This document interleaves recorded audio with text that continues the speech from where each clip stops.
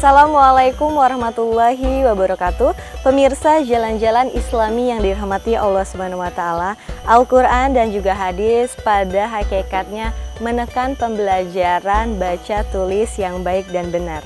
Memaknai secara kontekstual dan juga tekstual merupakan hal yang dianggap sulit dalam kehidupan sehari-hari. Sebab pengamalan Al-Quran dan juga hadis dalam kehidupan sehari-hari harus diawali dengan memantapkan keyakinan kepada keduanya sebagai iman dalam kehidupan.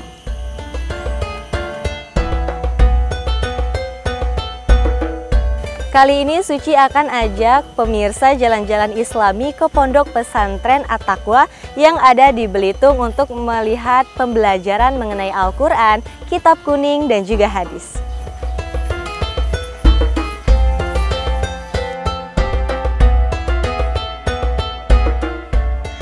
Al-Quran adalah kitab suci yang merupakan sumber utama dan hukum dasar ajaran Islam.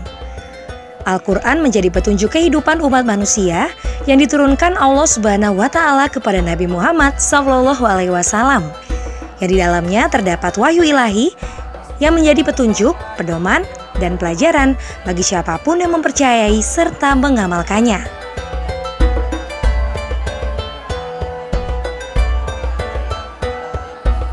Sebagai kitab suci yang terakhir diturunkan Allah Subhanahu wa taala, Al-Quran mencakup segala pokok-pokok syariat yang di dalamnya terdapat kitab-kitab suci yang diturunkan sebelumnya.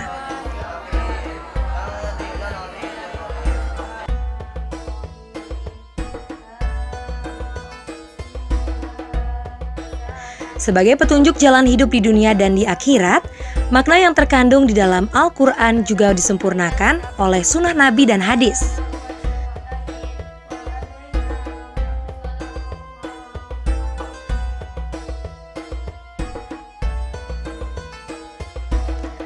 Ketiga pondasi pokok manusia yakni Al-Quran, Sunnah, dan hadis inilah yang kemudian menjadi pilar penting yang diajarkan di setiap pondok pesantren.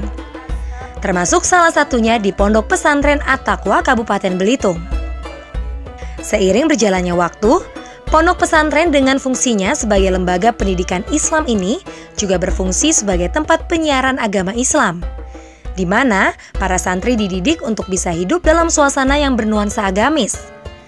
Maka dari itu, pondok pesantren memiliki tingkat integritas yang tinggi dengan masyarakat sekitarnya dan menjadi rujukan moral perilaku bagi masyarakat umum. Nah, langkah karena saya memulainya itu melangkah dengan satu kegiatan bela diri pada waktu itu. Nah, terkumpullah beberapa murid saya untuk belajar bela diri. Dalam perjalanannya ternyata bela diri ini berkembang kepada pengajian. Dari pengajian terus terpikir oleh rekan-rekan, oleh murid-murid saya bagaimana kalau kita mendirikan pondok pesantren. Nah, alhamdulillah sampai dengan sekarang pondok pesantren hampir 21 tahun berjalan. Dan alumni-alumni alhamdulillah sudah di mana-mana. Dan kemudian juga di samping itu yang paling penting sekali bahwa keberadaan pondok pesantren ini ya jelas itu akan memberikan kontribusi besar terhadap kepentingan pemerintah Kabupaten Belitung. Nah, misi utama yang paling utama saya mendirikan pondok pesantren sederhana, bagaimana kita memiliki akhlak yang baik, kemudian para santri bisa membaca Quran dan bisa diterapkan dalam kehidupan sehari-hari. Itulah yang paling utama dan bisa mengubah pemikiran-pemikiran di Kabupaten Belitung bahwa Islam di Kabupaten Belitung ini bisa berkembang dengan baik.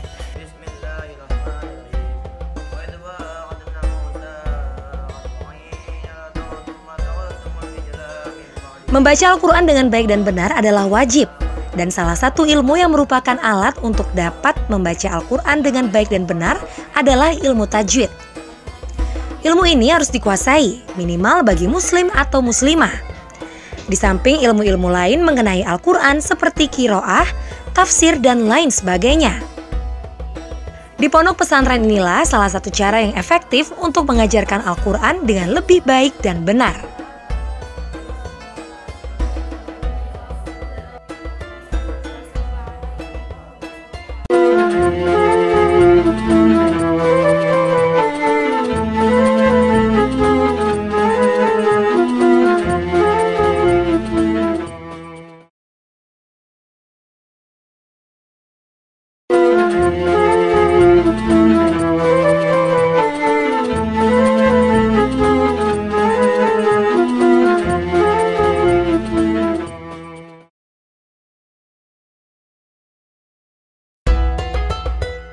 Saat ini saya bersama dengan dua santriwati yang akan menyetor hafalan surat pendek mereka. Dan disinilah ruangan belajar mereka. Penasaran bagaimana proses pembelajarannya? Ikuti saya. Mari, Dek. Mari, Kak.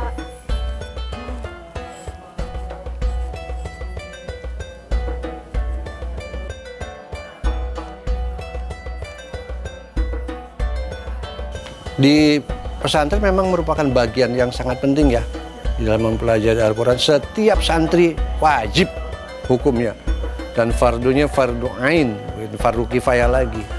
Maka setiap santri ini betul-betul harus mengenal betul dan bisa membaca Al-Quran. Kemudian di samping itu juga yang paling utama lagi, karena kita pesantrennya ini bukan tahfidz, bukan jurusan tahfidz, tapi kita pesantren yang bukan tahfidz, artinya mempelajari keseluruhannya. Itu jadi khususkan mereka untuk menghafal Al-Quran di sini, gitu. Tapi yang jelas mereka harus bisa membaca Al-Quran, dan menjadi utama lagi dengan bisa membaca Al-Quran dan kitab kuning, maka dia akan bisa membedah kitab-kitab lain ketika dia mulai ke perguruan yang lebih tinggi. Ilmu-ilmu pesantren, di antaranya mungkin ilmu nahwu, ilmu shorof, ilmu fikih, ilmu tasawuf yang kita terapkan di pesantren ini. Karena pada dasarnya pesantren itu menyampaikan dan mengajarkan tentang akhlakul karimah, tentang akhlakul karimah biar generasi-generasi kita ke depan itu berakhlak. Sehingga kalau generasinya berakhlak, insya Allah cita-cita kita akan kebahagiaan masa depan itu insya Allah akan tercapai.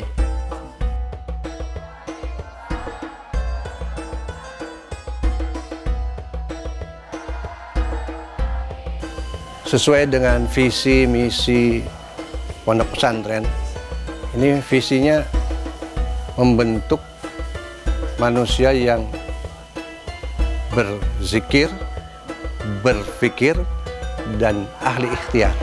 Di pondok pesantren ini ada beberapa hal yang menjadikan satu target. Untuk para santri khususnya, di pondok pesantren ini pertama yang dipelajari adalah kitab-kitab kuning atau kitab gundul, kalau bahasanya kitab gundul. Yang tentunya ini di Kabupaten Belitung sangat sulit sekali. Tapi alhamdulillah beberapa pelajaran seperti Dunia, Ahlak Lilbani, terus kemudian Safina, ini dipelajari di pondok pesantren supaya anak-anak ini bisa membaca kitab kuning. Kemudian di samping itu kami memadukan dengan sekolah formal, sehingga anak memiliki ijazah resmi. Dengan mempelajari agama, anak juga di formal mendapatkan ijazah, sehingga dia bisa melanjutkan ke jenjang yang lebih tinggi. Dengan tentunya dia berbasic keagamaan yang dia pegang, lulusan dari pondok pesantren. Sehingga ketika dia keluar dari pondok pesantren, dan melanjutkan ke perguruan yang lebih tinggi atau sekolah-sekolah yang lebih tinggi, dia sudah memiliki basic untuk bisa bertahan di pola kehidupan yang modern. Kemudian di samping itu karena kita jenjangnya baru sanawiyah, tidak ada aliyah. Nah, kalau sudah ada aliyah, insya Allah itu kita bisa bentuk yang lebih jauh lagi. Tapi karena ini sanawiyah, merupakan dasar saja ketika anak-anak itu akan melanjutkan ke sekolah yang lebih tinggi, termasuklah sampai ke perguruan tinggi.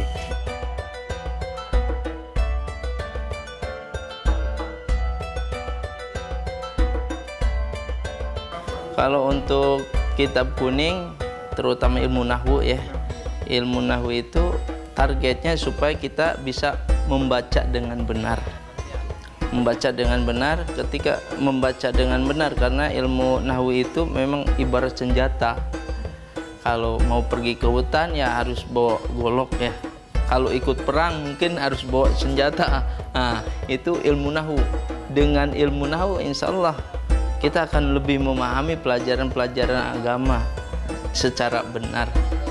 Nah, dan juga hadis. Hadis, bagaimana kita akan bisa membaca ilmu hadis dengan benar kalau ilmu nahwunya kita tidak dipelajari.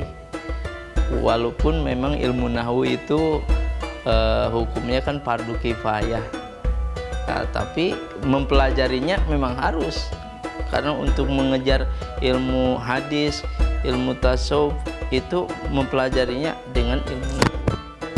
Dan untuk pelajaran Al-Quran hadis itu sendiri, tafsir kita memang harus belajar, karena di dalam Al-Quran itu secara global kan tafsir-tafsir itu nanti kan ada tafsir Jalalain, tafsir Sawi, ada tafsir Munir. Yang di sini mungkin yang masih standar dulu tafsir Jalalain dulu, nanti bertahap ke depannya. Dan untuk tasawufnya itu supaya kita secara ibadah sopan kepada Allah itu gimana ya. Membaca Al-Quran dengan baik dan benar serta mengamalkannya telah berulang kali disebutkan dalam firman Allah Subhanahu wa Ta'ala, seperti yang tertuang dalam ayat-ayat Al-Quran. Di antaranya pada Quran surat Al-Ankabut, Al-Kahfi, dan An-Naml. Hadis riwayat Muslim menyebutkan, barang siapa membaca satu huruf dari Al-Quran, maka dia mendapat satu kebaikan. Sedangkan satu kebaikan itu dibalas dengan 10 kali lipat. Saya tidak mengatakan alif lam mim itu satu huruf, namun alif satu huruf, lam satu huruf, dan mim satu huruf. Sabda Rasulullah SAW yang diriwayatkan oleh Muslim juga menyebut, bacalah Al-Quran karena sesungguhnya dia datang memberi syafaat bagi pembacanya di hari kiamat. Karena itu, setiap orang yang membaca Al-Quran akan bertambah cinta pada Al-Quran. Cinta untuk membacanya dengan baik dan benar, cinta untuk mempelajari dan memahami, serta cinta untuk mengamalkannya dan mengajarkan isi kandungan Al-Quran.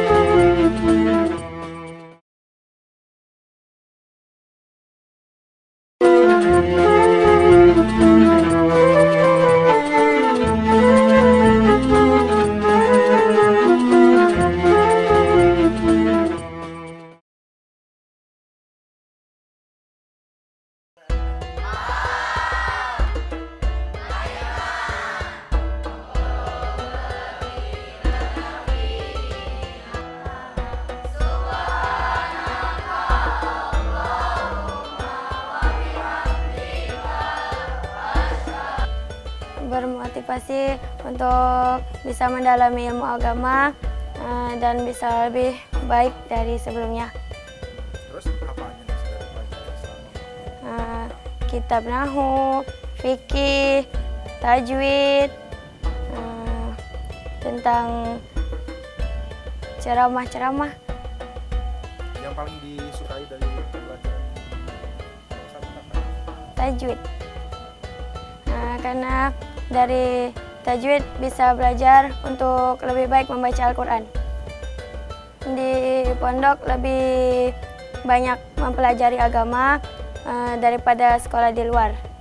Kalau untuk ya disiplin, keluarga. Lebih disiplin, lebih berkeluarga, nggak ada, walaupun beda daerah tapi tetap sama seperti keluarga. Jadi yang lebih baik, Jadi tenaga pengajar juga. insya Allah. Kenapa? Karena ingin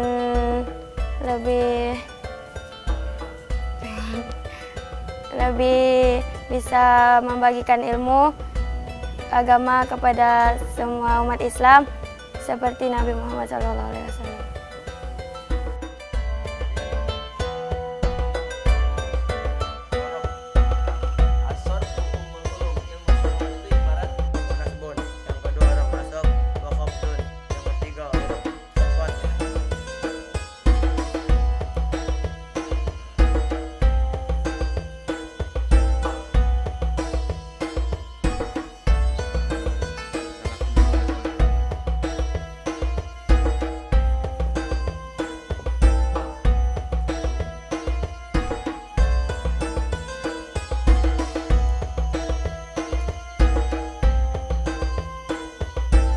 Saya di sini belajar tajwid. Tajwid itu menjelaskan tentang makhrujul huruf, kefasihan kita membaca Al-Quran, dan supaya bagus membaca Al-Qurannya. Yang kedua, saya belajar kitab kuning Nahwu, menjelaskan tentang susunan Arab-Arab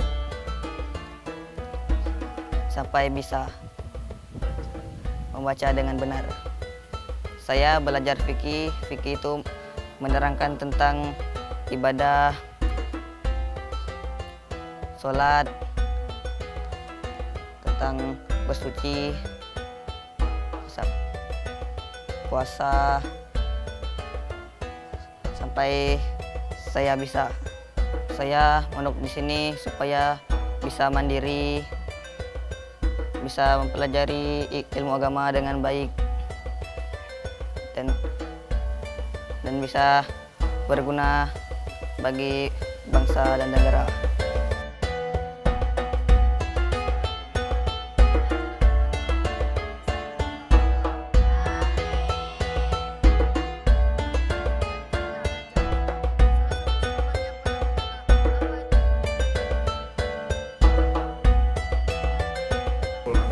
Targetnya kan pesantren itu memang targetnya 3 ya. 3 target pesantren itu pencetakan 3 materi. Materi ke-1 mencetak insanul mutakin. Jadi mencetak manusia-manusia yang takut kepada Allah ya. Kalau insya Allah ketika orang-orang yang udah takut kepada Allah, negara pun akan makmur. Kedua, imamul mutakin, imam yang bertakwa. Karena yang namanya takwa itu kan kadang-kadang walaupun seorang imam ketika takwanya turun ya turun. Yang ketiga, ulamaul amilin, ulama yang bukan hanya memerintah tapi dia menjadi pelaku untuk kebaikan, menjadi contoh untuk kebaikan. Karena ulama kan ada ulama ulama akhirat ya.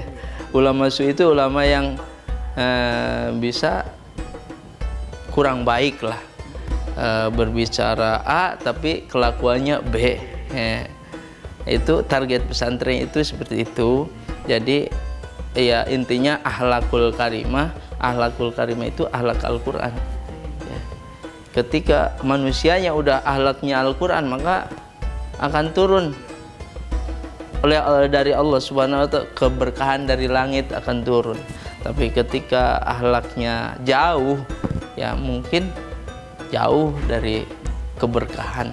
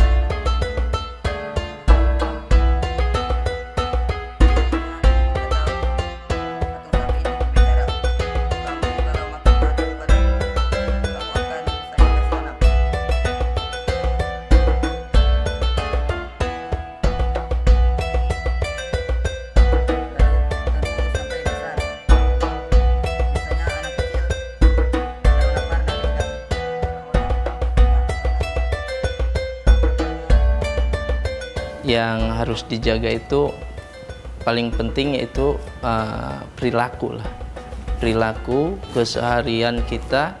Dan saya pesankan itu kepada santri-santri yang mau mukim ya, mau terjun ke kampung halaman, akhlak dan sholat jamaah. Karena dengan rutin sholat jamaah, insya Allah orang akan lebih percaya. Walaupun ilmunya segudang, sholat jamaahnya jarang itu, ilmunya banyak tapi sholat jamaah tidak rutin, itu orang tidak akan percaya. Jadi keilmuan udah dibekali, akhlak harus luhur lah tentunya. Tolong sholat jamaah dan sunnah-sunnah Rasul dikerjakan. Nanti dengan sendirinya insya Allah orang akan mengikuti. Karena dakwah dengan perilaku itu lebih utama daripada dakwah bilisan ya. Dilalatul maqal khairum min dilalatul hal khairum min dilalatul maqal. Jadi dakwah dengan perilaku itu lebih utama daripada dakwah dengan lisan gitu. Jadi itulah yang kami tekankan kepada yang mau keluar dari sini yang udah lama. Tolonglah akhlak, sholat jamaah, sunnah Rasul, tanggung jawab terhadap agama, tanggung jawab terhadap anak-anak muslim lah. Insya Allah akan keberkahan akan datang.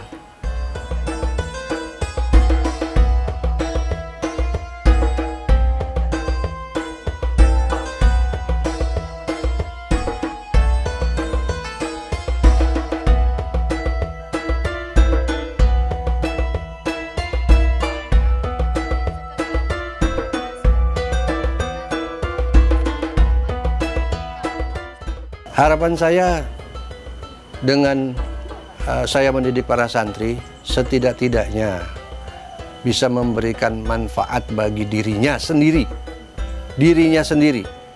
Kemudian setelah itu dia akan mendidik keluarganya. Nah, mudah-mudahan itu menjadi fondasi nanti sumber daya manusia yang ada di Kabupaten Belitung ya, memiliki iman yang kuat. Itu saja barangkali yang sederhana itu. Yang paling dasar. Paling dasar. Ya, satu. Keduanya ya memiliki akhlak. Udah itu saja. Gak banyak-banyak. Saya punya santri punya akhlak yang baik, bisa menghormati orang tua, bisa menghormati guru, menghargai pemerintah. 3 hal saja. Kalau bahasa apa namanya, mengerti dirinya lah. Ya, ketika dia bisa mendapatkan posisinya di masyarakat, saya yakin mereka berguna.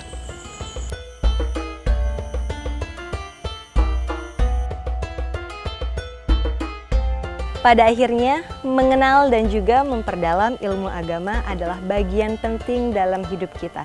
Seperti firman Allah Subhanahu wa Ta'ala di dalam Al-Quran, serta petunjuk Nabi dari sunnah dan juga hadis sudah menjamin kita untuk selalu berada di jalan yang lurus dan juga benar. Sampai di sini jalan-jalan Islami kita. Sampai jumpa dan wassalamualaikum warahmatullahi wabarakatuh.